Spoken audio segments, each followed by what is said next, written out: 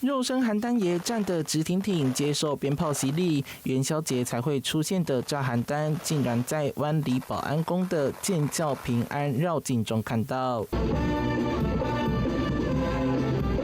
整齊劃一的步伐，精彩的操槍技術，受年輕人喜愛的漢光樂儀隊也來了。24年才一次，各有宮廟都來相挺，將近80番的陣頭輪番表演，讓圍觀民眾看得相當過癮。鏡頭轉回市區。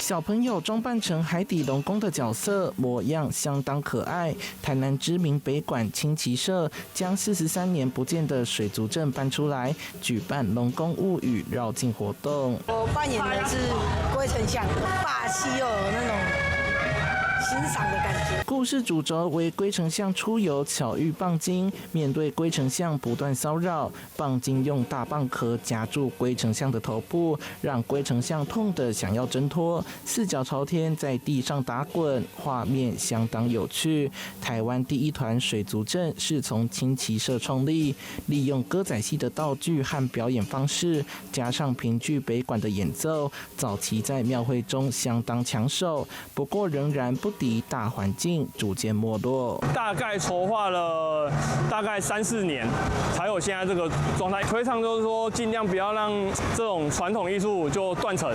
對，我們就是想要把它就繼續再流傳下去。這樣，水族鎮因成員年齡漸長導致斷層，如今決定重新復團發揚光大，是藝政界的一大盛事。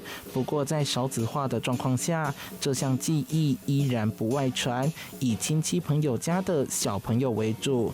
記者收懷談的報道。